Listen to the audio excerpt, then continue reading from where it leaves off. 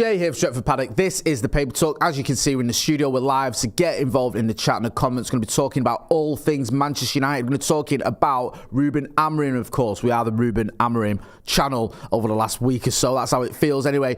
We're going to be getting into this Zirkzee Gyokeres talk. It seems there's a little bit of momentum gathering to this story, because I kind of, dismissed it the other day. So we'll get into it. You guys can get involved and let me know what you think. We'll also be talking about Ligt, Ruud Van Nistelrooy, Garnacho. It is all happening. So hit like, share, and subscribe. Good to see loads of people in the chat already. Maurice Marshall, Doc Rock. Oh, Doc Rock says, I need to sleep almost 1 a.m. in Honolulu. You get no sympathy from me if you're in Honolulu. Thanks for your support. Santa Notch is here. And also Harry Potter, Jacoya Trot, all the usual suspects, Glenn F. Clown Poison, what an interesting name. Right, let's talk about this Joshua Zirkzee story. We had this the other day, right, where it was like rumours were gathering or reports were saying that Amorim doesn't fancy Joshua Zirkzee. He's not going to be part of his plans. And I was like, come on.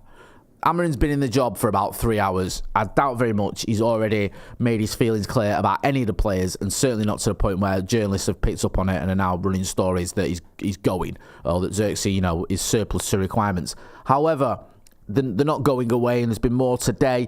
You can see here, this is from the Manchester Evening News. It says here, Manchester United are being linked with several potential new signings ahead of the January transfer window. It talks about Ruben Amorim. If there's a bit more there, we can scroll down. Thank you. We've got the international break. If you keep going, I think, there we go. So it says here, United being linked with a move for Sporting Lisbon playmaker Pedro Gonçalves. That's one player being linked with, and I think there's more. There's more reports that I don't know if it's in this article. I think it might be near the bottom. Oh, there you go. No, sorry. Keep going. There should be. There we go. Elsewhere, United striker Joshua Zirkzee is continuing to be linked with a move away from Old Trafford, saying there that he was obviously signed by United last summer from Bologna, but has scored just one goal across his first 17 appearances. According to Touted Sport, Juve are weighing up an offer to sign Zirkzee. Is that where Thiago Motta went to Juve, didn't he? So that's his old boss from Bologna. And then I think, is it at the bottom of this article where it will say... Yeah, there you go. It has been claimed that United would be willing to let Zirkzee leave the club due to the interest in Sporting Lisbon striker Viktor Gyokeres. The Sweden international has been tipped in some reports to follow Amorim to Old Trafford either in January or next summer. Gyokeres to United is going to go on and on and on and on until it either happens or he signs for someone else or he gets too old to sign for anyone. It seems like an obvious move, but I don't know if it's going to happen, because you can look at it and go, look, he's the guy who was banging in all the goals for Sporting Lisbon. He was the guy that helped Ruben Amorim achieve the success he did, and he worked with him. He brought him in. He was a player that had done okay. I think he left Brighton, went to, was it Coventry, where he'd done really well, or done quite well, and then he went to Sporting and was just, his numbers were phenomenal. And also, look, you can go, well, scoring in the Portuguese league, he also scored a hat-trick against Manchester City. You can't just dismiss this kid. But Sporting are going to be desperate to hang on to him, and our Sporting are going to let the manager, their entire coaching staff, and their star striker all come to Manchester United in the space of a few months? I'm not so sure. That, to me, feels like a bit of a stretch. Let me know what you think. Get involved in the chat and the comments. The one issue, I think, or the biggest issue, I should say, that Ruben Amorim is going to have to fix is our lack of goals. You saw in that report there, it said Joshua Zirkzee has 1 in 17. I think Rasmus Højlund's only got, is it 1 or 2 goals this season? Not many.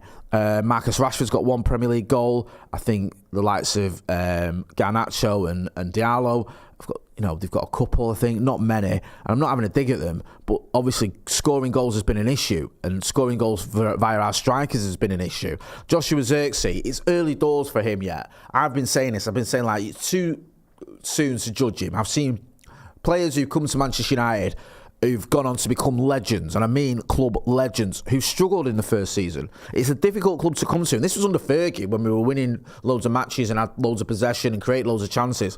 Yeah, it could still be very difficult, because invariably when you come from another club to come to Manchester United, you come into a much bigger club where the expectation, the amount, the crowds, everything is just bigger than you're used to in many respects. So if someone like Zirkzee, who's come from Bologna, decent club. I'm not saying they're not, but it's not comparable, is it? Bologna are nowhere near the same size as Manchester United. He's come in and he's being looked at to try and provide the goals to get Manchester United challenging at the top of the table. United have struggled. We haven't created enough chances, but also when we have created him some chances, he hasn't taken them. You look at Rasmus Højlund, again, a young player, came in last season, did quite well. I think, was it 16 goals in all competitions? Had a bit of a barren spell in the Premier League, then had a purple patch, did well in the Champions League in the group stages. Obviously, we didn't get past the group stages, but scored quite a few goals there. You want to see him kick on this season. There's a lot of pressure, I feel, on Rasmus Højlund. I think there's pressure on both our strikers. I think Zirkzee's just come in, but people are looking at him already and going, not so sure. I think it's too soon, as I said, but people are doing that. The media are doing it. Pundits are doing that. Fans will be doing that. There's talk of him maybe being overweight. He looks like a bit of a big lad. Has he put on weight? Is he carrying too much timber? I'm not so sure. Part of me hopes he is. And the reason I say that, I said this the other day, is because if it's just a weight issue, if he's carrying a bit too much weight, you can lose weight. And if that's the problem, then there you go, the problem solved. If he's not good enough, losing weight isn't going to fix that. I think it's too early to say. We'll see. However, if you're Ruben Amorim, you're looking at it, you're going, okay, what has made me successful is a part of what has made me successful is a striker who can score goals. Also, regardless of that, we need goals in this team. We aren't scoring enough goals. United haven't been scoring enough goals. And he looks at Zirkzee, he looks at Højlund, and he goes, I'm not so sure. Then maybe he will want to bring in someone like Gyokeres. I don't know if he'll get Gyokeres, but he might want to bring in a striker. We'll have to wait and see. United have dropped the ball with so many strikers over the last... Since Van Persie signed. The approach with strikers by United, I think, has been pretty shocking. Now, I think Højlund is one of the better ones. I do, and I understand that. I think we overpaid for him a little bit, but I like him. He's young, he's good. There's every reason to think that move makes sense. But you go back a little bit further and look at the other ones we've brought in.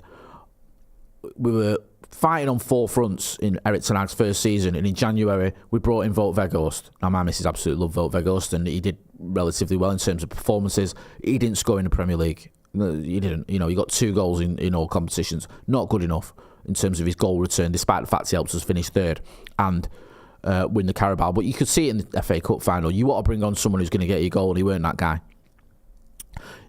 Other signings we made in January, Odi Nagalo.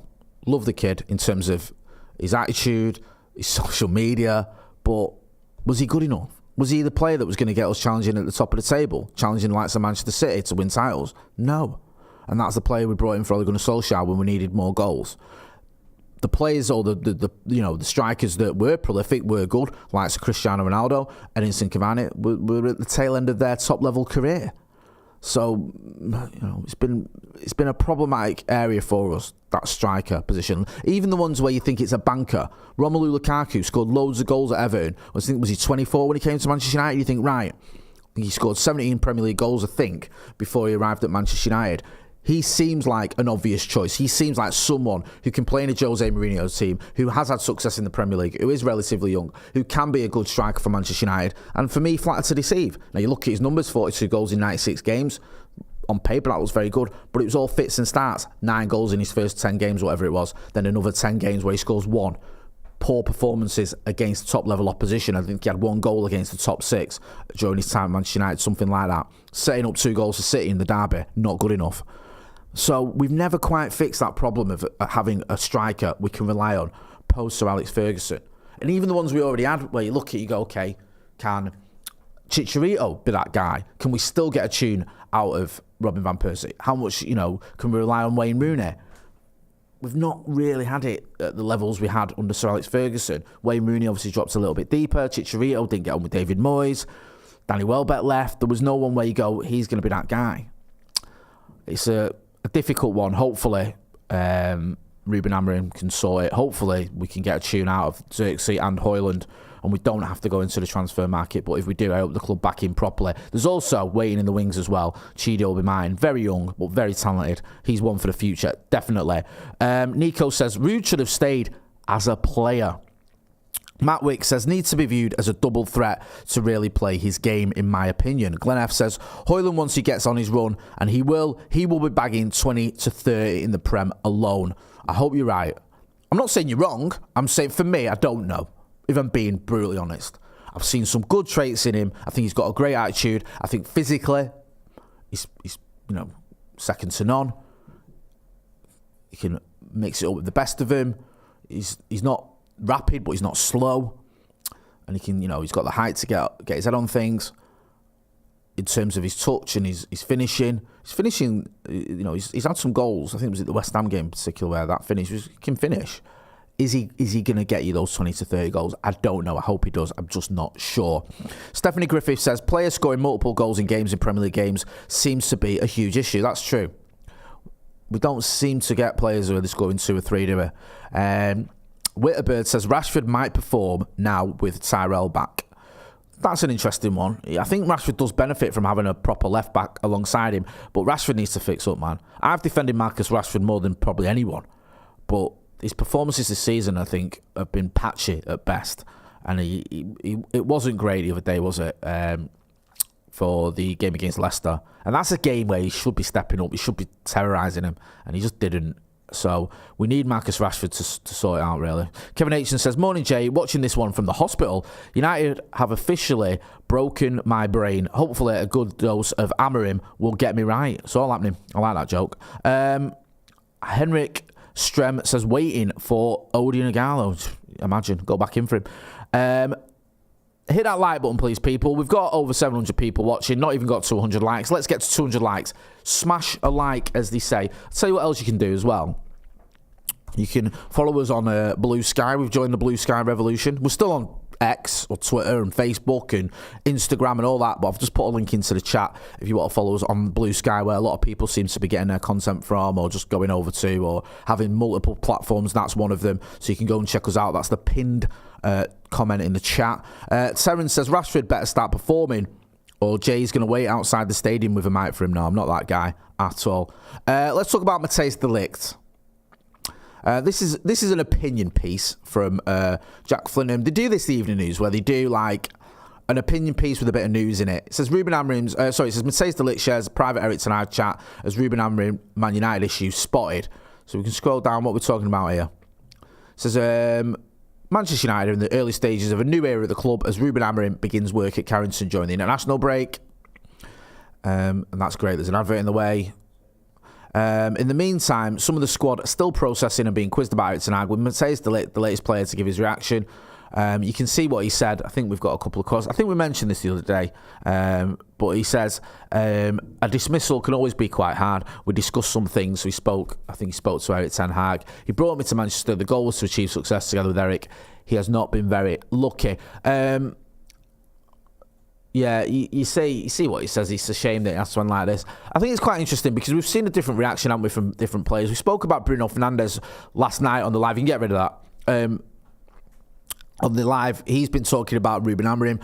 Obviously, there's the connection, if you can call it that they're both Portuguese. They've both come from Sporting. They weren't both there together, but Bruno Fernandes was saying the right things. He was saying, hopefully, he can be a success. However, it's not going to be, the same as it was at Sporting in terms of what you do at Sporting doesn't necessarily transfer straight away or on the whole to Manchester United because you've got different players. But the sort of the overall gist of the Bruno interview was that he was, confident that Ruben Amorim was the right guy. He was saying the right things. De Ligt's saying the right things about Eric Ten Hag. He's a manager that he knows from his Ajax days. He brought him to the club and he's not sort of throwing him under the bus. And I don't like seeing players when they do that, when they start criticising the ex-manager or whatever. And it was quite telling that there was a few players that just didn't comment on social media when Eric Ten Hag left. And a lot of these players do comment on everything on social media. So you can read between the lines there that perhaps Eric Ten Hag wasn't the most popular guy. You saw more people commenting on Ruud Van Nistelrooy leaving after 4 games than you did on Eric Ten Hag after 2 and a bit seasons, which speaks volumes for me. Hit that like. We're almost up to 100 likes, please, people. JDK says, g'day again, mate, from Australia. G'day, mate. DJ Lenky says, morning, Jay. Morning, Sir Jay of the Stretford Paddock. Hope you're well. I am feeling cautiously optimistic. How about you? I agree. That's how I'm feeling. Cautiously optimistic. Don't get me wrong. I'm never the optimist when we get a new manager, and we've had a few, haven't we, since Sir Alex Ferguson retired. But I'm always the guy that's thinking, I drank the Kool-Aid with David Moyes. I was like, oh yeah, David Moyes, 6-year deal, makes sense, But I like what I see so far from Ruben Amorim. I don't ever like it as much as everyone at Carrington. Dan Ashworth and Jason Wilcox and all them treating him like he was the funniest man ever. Sort of all those pictures of him stood around laughing at him. But there's a reason to be cautiously optimistic, as DJ Lenke says. Should we talk about Ruud Van Nistelrooy being linked with a move to Burnley? There you go. I think this is from the Mail. It says Ruud Van Nistelrooy is reportedly being considered for an immediate return to management after leaving his role at United. The Red Devils confirmed the former striker who returned to Old Trafford in the summer as Ten Hag assistant was leaving the club. There it goes on to say Van Nistelrooy had been keen to stay after an unbeaten 4-game spell as caretaker since Ten Hag was sacked. However, obviously we know that Ruben Amorim didn't want to keep him around for whatever reason. I kind of get it. According to The Sun, hashtag don't buy The Sun, Van Nistelrooy is being considered to make a return to club management at Burnley. The report claims the Clarets could be tempted to make a move for the 48-year-old should their form dip under Scott Parker. Let's just have a look here where Burnley are in the Championship. So Burnley are 4th, right? So the 4 points off top. So they're not doing too badly. They're not setting the world alight. They've not been in a great run. I think it's 1 win in the last 5. But if their form would to dip, they would go with Van Nistelrooy. Kind of fits the MO of Burnley, doesn't it? They went for Victor Company. Vincent Victor Company. That's not his name. Vincent Company. I can understand them going for Ruud Van Nistelrooy. I think he did himself a few favours with the way he carried himself as the interim Manchester United manager. I wouldn't be surprised if a lot of clubs look at it and go, you know what, it's only 4 games, but he did well at PSV, didn't he? Didn't he win a cup there? Handles the media well, is a legend, Premier League legend. That might be right up Burnley Street, but we're getting ahead of ourselves. At the minute, they're still very much in contention for the promotion spots. The 4th, 15 games in. Not in the best of form, but there's no reason to think that Scott Parker's going to get sacked anytime soon. It will be interesting to see what happens with Ruud Van Nistelrooy, though. I think there's every chance he can end up getting a job. I wouldn't mind seeing him in the Premier League, as long as it's not to one of our rivals, which I doubt it would be. So, yeah, one to look at. Alejandro Garnacho, I think Roy Keane's been commenting on this whole Garnacho not celebrating thing. I'm going to be honest with you, we'll get rid of that. I'm sick of hearing about it. Garnacho scored. He's playing well. Get behind the kid, that's all I'm going to say. I like Alejandro Garnacho, and if you don't, you're wrong. We've got another youngster we can talk about as well. Who is... so, sorry, I'm just having a look there, because that sort of seems to start halfway through. Manchester United sent an official to watch Rosenborg's BK's Sverre, Halseth, Nypan. The 17-year-old initially joined their academy in 2020 and was promoted to their senior team in 2022. He's made 58 appearances so far, managing 12 goals and 11 assists in the process. Recent claims from elsewhere say Manchester United, Manchester City, Arsenal and Aston Villa are his suitors. Where's this come from, this story? Sport Witness. Sport Witness is saying this. I think the original report is from Norway. Oh, it's from Norway. So it's come from Norway that we'll keep an eye on this kid, and that he could be someone to potentially who could potentially end up at Manchester United. It says, though, you can see there, Bayer Leverkusen are interested in him, City, Arsenal, Villa. So just one for the future, maybe. United have been quite active, haven't we, with signing youngsters. We've gone in there and we've gone. We've got the likes of Kone, the likes of Obi Martin. We do seem to be focusing a lot on bringing in talented youngsters, and he might be another one there to keep an eye on. So as always, we'll keep you posted and let you know if there's any updates on that front, and if there are any other youngsters that we're looking at. Obviously, the main priority now has got to be sort of getting Ruben Amorim in, letting him sort of take the training sessions, getting to know his squad. Hopefully implementing a successful winning formula at Manchester United. That's what we all want to see. Get involved in the chat in the comments. Let us know what you think about that. Sorry, I'm just trying to see some of these. The brand says, Gyokeres is not a top end of the Premier League striker. I watched him for 2 years live at Coventry, Sporting and Championship are his level. That's what the brand's saying there. We had a story earlier talking about could we go in for Viktor Gyokeres, and the brand saying he's watched him and he doesn't think that he's that guy. He doesn't think that he's going to be the one. Hashtag Glazes Out says, how are you, Jay? I'm good. Liam says, why are we treating Amorim as the Messiah? He's not the Messiah. He's a very naughty boy. He has to prove it first. He does have to prove it. Listen, I was positive when Ten Hag took over. I was feeling pretty confident that he could be that guy. Did well in his first season. Second season, other than the FA Cup win, you could see the wheels were coming off, and I understand why he got sacked. Amorim, he looks the part. He's had success at Sporting. He ended a massive, long trophy drought or a title drought for them. Hopefully he can do the same at Manchester United. We will have to wait and see. Someone earlier said they are cautiously optimistic, and I think that's how I am. Good to see Ross Murphy in the chat as well. Make sure if you're not doing already, you are hitting like, share, and subscribe. We're going to be back later on. We've got Off the Bar. I think that's going to be this afternoon. So make sure if you've not done, you've subscribed to the channel. Go and check out as well our members section. Extra content on the members. Plus, we're going to be doing a few vids coming up. And we're going to be doing our 12 days of Paddock, which is where we do prizes every day for our members leading up to Christmas, and then a big bumper prize at the end of this sort of festive period. I've put a link in there as well to our merch site. We've got some Christmas jumpers on the merch site. There you go.